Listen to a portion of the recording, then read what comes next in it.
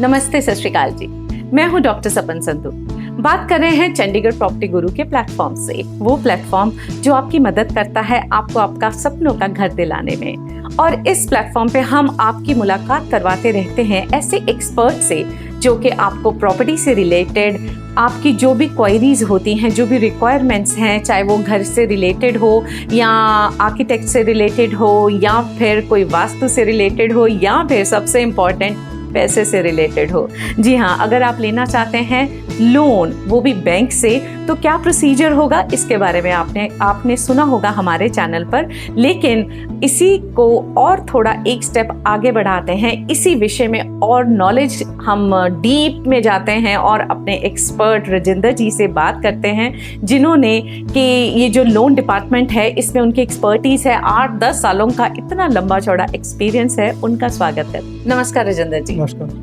आपने जो हमारे पिछले प्रोग्राम में हमें इंफॉर्मेशन दी थी ना लोन के बारे में, वो जो हमारे फॉलोअर्स हैं उनको इतनी पसंद आई कि उनके इतने ढेर सारे कमेंट्स आए और इतनी अप्रिसिएशन की कि आपकी उस डीप नॉलेज की वजह से अब वो मेरी तरह हेजिटेंट नहीं होंगे और सीधा टपक पड़ेंगे बैंक में और आप जैसे ऑफिसर उनकी मदद करेंगे लोन लेने में। बिल्कुल। अच्छा सर, एक जो सवाल जिस पे हमने अपना पिछला जो एपिसोड था वो एंड किया था वो था सिबिल। अब ये बताएं कि आखिर ये सिबिल है क्या चीज? दोस्तों, सिबिल एक ऐसा प्लेटफॉर्म है जिसके ऊपर आपका सारा लोन सैंक्शन होना बेस्ड होता है। सिबिल की अगर हम फुल फॉर्म की बात करें तो credit information bureau India limited. ये एक ऐसा प्लेटफॉर्म है जहाँ पे आप अगर कोई लोन अप्लाई कर रहे हो तो आपके हम सारे जो डॉक्यूमेंट्स हम लेते हैं वो बैंक के अंदर सबमिट होते हैं। उसके बाद हम आपका एक सिबिल रन करते हैं। सिबिल रन बोले तो उसमें क्या रहता है कि आपका हमारे पास एक सॉफ्टवेयर होता है जिसमें हम जो कस्टमर की है पास की सारी क्रेडिट हिस्ट्री हम चेक कर सकते हैं। ओके। कोई भी लोन लिया हो आपकी सारी जो क्रेडिट हिस्ट्री है उस सॉफ्टवेयर के अंदर जब आपकी डिटेल अपडेशन होगी तो आपकी वो सारी डिटेल आ जाएगी कि आपने पास में कौन कौन से लोन अवेल किए हैं और कैसे आपने उनको पूरा किया है और कौन सा आपका ड्यू खड़ा है आपका। ओके, कोई लैप्स तो नहीं हुआ? कोई लैप्स तो नहीं हुआ है। जो कि जब एक क्रेडिट ऑफिसर जब आपका लोन अप्रेज कर रहा होता है उस टाइम पे जब आपका वो सिबिल रन करता है, जब वो देखता है कि हाँ कस्टमर ने जो पास में लोन लिए हैं वो उसने बहुत अच्छी तरह से रीपे किया है, तो इसका एक कंफर्ट लेवल बन जाता है उसको कंफर्ट हो जाता है कि हाँ ये बंदा जो है रीपे करने में बहुत अच्छा इसने आगे पास में अपने लोन रीपे किए हैं। कॉन्फिडेंस आ जाता है कि इनको आगे और भी लाखों का लोन दे सकते हैं। जी। तो क्या होता है कि वो कुछ वहाँ पे क्रेडिट जो ऑफिसर होता है उसको जब वो देखता है सब कुछ अच्छा है तो वो लोन को थोड़ा फास्ट अप्रूवल उसकी वो कर देता है उसकी वो। ऐसे ही क्या होता है कि अगर हमारा फाइनेंशियल तो अलाउ कर रहे हैं, हमारी इनकम तो अलाउ कर रही है कि हमें लोन दिया जाए, बट हमने पास में कुछ ऐसे नोइंगली अननोइंगली हमने कुछ ऐसे लोन में अपने डिलेज कर दिए जो कि हो सकता है वो इंटेंशनली हो सकता है अनइंटेंशनली हो, तो वो चीज़ों को कंसिडर किया जाता है। तो आपका लोन का जो अप्रूवल है वो बेस्ड ऑन आपका जो क्या आपने जेन्युइन रीज़न दिया है उसके पीछे जो आपका पास में डिलेज हुए थे वो बहुत डिपेंड करता है। वो समटाइम्स क्या होता है कि एक कस्टमर का कोई फैमिली में कुछ मिसहैपनिंग हो गई, किसी की डेथ हो गई या वो खुद मेडिकल इमरजेंसी पड़ गई उसको, तो उस वजह से उसका कुछ लोन में कुछ डिले हो गया। तो वो क्या होता है कि एक जेन्युइन रीजन है कि ठीक है, एक उसकी ट्रेजेडी हुई, उसकी कुछ EMIs हैं जो बाउंस हो गई, बट उसने जैसे ही वो रिकवर हुआ उसने साथ के साथ उसको पे कर दिया उसको। That is a very genuine reason. तो वो हम उससे क्लैरिफिकेशन मेल लेते हैं कि हाँ भाई ये इन कारणों की वजह से मेरा लोन जो है डिले हुआ था। तो बहुत हद तक चांसेस होते हैं कि अगर वो जेन्युइन क्रेडिट ऑफिसर की तरफ से उसको जेन्युइन लगता है तो उसको केस को सैंक्शन कर देते हैं। तो सिबिल स्कोर कितना होना चाहिए? मतलब क्या होता है इसका?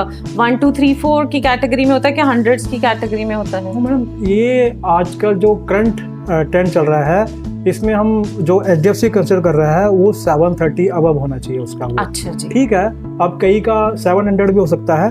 तो क्या होता है कि जो आजकल जो कस्टमर को जो ROI मिल रहा है ना मैम, कस्टमर की सबसे पहली जब बंदा अप्रोच करता है बैंक में वो कहता है जी मुझे ROI क्या मिलेगा। ROI क्या होता है? Rate of interest. Okay. Rate of interest क्या मिलेगा।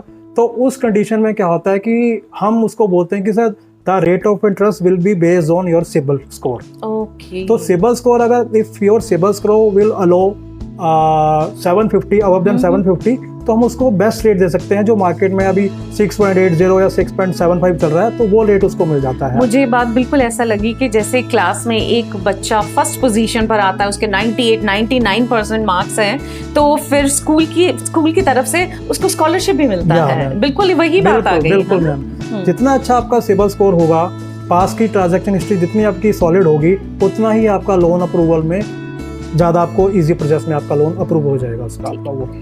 तो सिबिल स्कोर का अच्छा होना बहुत जरूरी है, जैसे आपने बताया कि इस लिमिट में होगा तो ही आपका आगे कंसिडर हो पाएगा।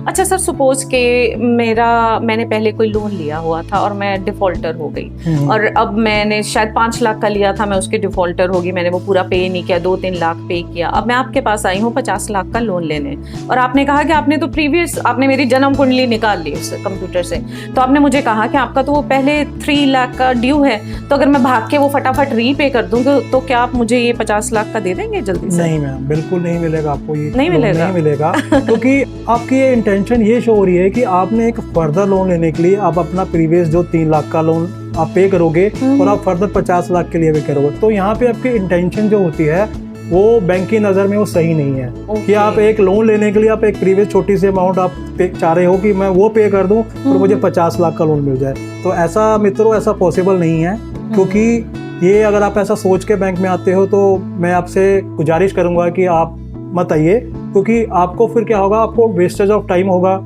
ठीक है ना, हो सकता है सेल्स ऑफिसर आपको ये चीज़ ना प्रॉपर्ली समझा पाए, तो उस टाइम पे क्या होता है कि आप फाइल लगाओगे, आपकी प्रोसेसिंग फीस भी लगेगी, तो आपका टाइम मनी वेस्ट होगा। एंड ऑफ द रिजल्ट क्या होगा कि वो रिजेक्ट हो जाएगा केस वो।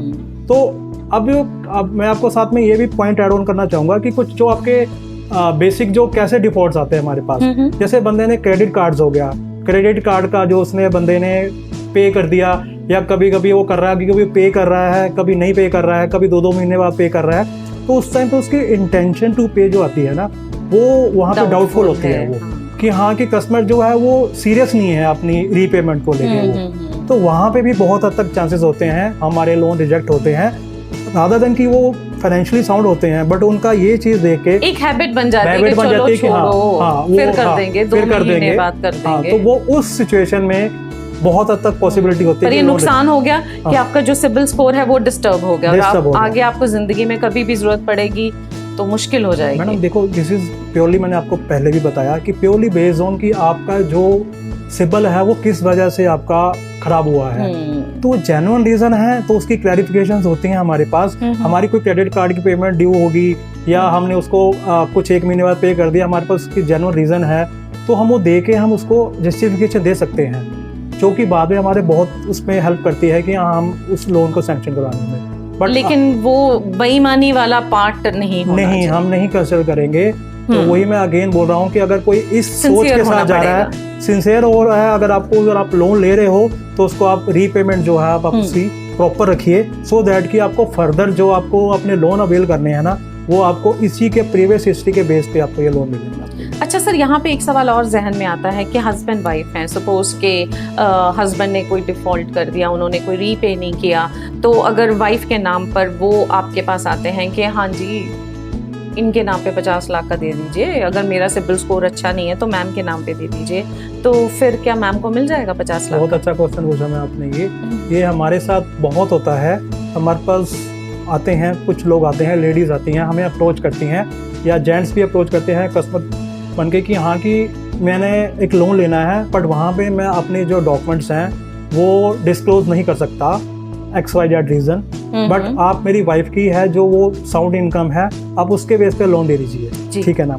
बट हम उस टाइम कस्टमर को ज़्यादा नहीं पूछते कि सर आप क्यों नहीं देना चाह रहे, बट हम उससे एक रिक्वायरमेंट करते हैं कि जी आप अपना एक ID प्रूफ हमें साथ में दीजिए, सो दैट कि आप लोन में मत उसमें इंक्लूड होइए, बट आप एक अपना ID प्रूफ दीजिए ताकि हमें उसका सिबिल रन करके हम देख सकें कि हाँ उसका जो सिबिल है वो क्या रिफ्लेक्ट कर रहा है, क्या रिकॉर्ड कर रहा है। अगर वहाँ पे बहुत सारे चांसेस हमें ऐसा होता है कि वाइफ का लोन बन रहा होता है लेकिन हस्बैंड के बहुत सारे डिफॉल्ट निकल आते हैं।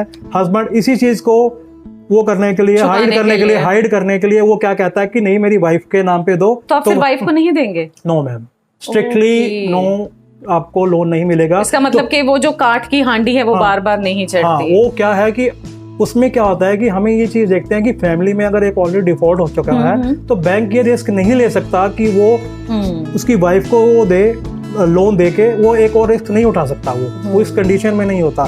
तो इसलिए बहुत जरूरी है कि जब भी आप लोन लो उसको प्रॉपरली पे करो। अगर कोई इंसान ये सोच के आ रहा है कि कोई बात नहीं मैंने डिफॉल्ट कर दिया तो मैं फैमिली के किसी और बंदे के नाम पे अपना लोन ले लूं अपने, तो ये पॉसिबल नहीं। कुछ निकल आता है, वो क्रेडिट हिस्ट्री के थ्रू निकल आता है, तो वहाँ पे आपके बहुत हद तक चांसेस होते हैं कि आपका लोन रिजेक्ट हो जाएगा। अच्छा सर, जब भी हम सिबिल की बात करते हैं, क्रेडिट की बात करते हैं, सपोज कि कोई फर्स्ट टाइम है जिन्होंने लोन लेना है, उन्होंने आज तक कभी लोन लिया ही नहीं है, तो फिर उस कैंडिडेट को, उस कस्टमर को आप प्रेफरेंस देते हैं? यस मैम, अब हर बंदा जब भी लोन लेगा पहली बार ही लेगा ना तो ऐसा नहीं है कि हम उस कस्टमर को लोन नहीं देते हैं जी, बट उस समय क्या कंडीशंस रहती हैं कि अगर कस्टमर हमें ये डिमांड करता है कि जो मुझे करंट रेट ऑफ इंटरेस्ट के हिसाब से मुझे मेरा लोन सैंक्शन किया जाए, तो वहाँ पे वो पॉसिबल नहीं हो पाता, क्योंकि हमें कस्टमर की जो है प्रीवियस हिस्ट्री नहीं पता है कि उसने क्या लिया है, पास में जो लिया है, क्या कुछ लिया है नहीं लिया, तो वो चीज हमें कंसिडर नहीं कर सकते। यहाँ पे आपको उनकी ITR हेल्प करेगी या उनकी सैलरी हेल्प करेगी। और उसमें क्या होता है फिर जो एक नॉर्मल रेट होता है हम उस रेट ऑफ इंटरेस्ट पे उस कस्टमर का लोन सैंक्शन करते हैं। तो फिर वो उस टाइम पे क्या होता है कि उस लोन को वो रन करता है, 1 साल चलाता है, 2 साल चलाता है, तो इसका एक ट्रैक बन जाता है उसका ये। तो बेस्ड ऑन ट्रैक जो सेकंड लोन अप्लाई करता है तो वहाँ पे उसको ये चीज हेल्प करती है। और अगर आपके मन में भी है कोई भी सवाल लोन के रिगार्डिंग, सिबिल के रिगार्डिंग, तो आप हमारा जो ये प्लेटफॉर्म है चंडीगढ़ प्रॉपर्टी गुरु, इस पे आप हमारे साथ जुड़े रहें। हमारा जो कमेंट सेक्शन है इसमें आप हमें अपने सवाल बिंदास आप टाइप करें, हमसे पूछें, आप कोई भी सवाल पूछना चाहते हैं। हमारा जो यूट्यूब चैनल है चंडीगढ़ प्रॉपर्टी गुरु, उसको आप फॉलो करें, सब्सक्राइब करें, घंटी की जो है ना वो निशान बना हुआ उसको आप बजाते रहें और हमारे एक्सपर्ट्स आपको बताते रहेंगे। तो ठीक है राजेंद्र जी, आपकी इन्फॉर्मेशन मुझे लगता है कि जो हमारे व्यूअर्स हैं उनको बहुत काम आएगी। और अब आपने बिल्कुल डरना नहीं है, क्योंकि राजेंद्र जी ने मेरा भी जो डर था, वो एक हेजिटेशन थी ना बैंक के अंदर पाँव रखने की, लोन के लिए अप्लाई करने की, वो दूर कर दी। ये है बहुत इजी प्रोसेस, बस हमारी इंटेंशन अच्छी होनी चाहिए। जब बैंक हमारे लिए हेल्प करने के लिए बना है तो फिर हमें इनकी मदद लेनी चाहिए और सिंसियरली जो भी हमारी किश्तें बनती है, EMI बनती है, उसको हमें रेगुलरली पे करना चाहिए। बिल्कुल राजेंद्र जी। लेकिन अभी हम आपकी इतनी जल्दी छुट्टी नहीं करेंगे, आप हमें बस जल्दी जल्दी अपने सवाल टाइप करें और फिर इन्हें हम दोबारा बुलाएंगे अपने इसी प्लेटफॉर्म पर और इनकी जो एक्सपर्टीज है उससे लेंगे हम बहुत सारी मदद। तब तक के लिए इजाजत दीजिए, नमस्कार।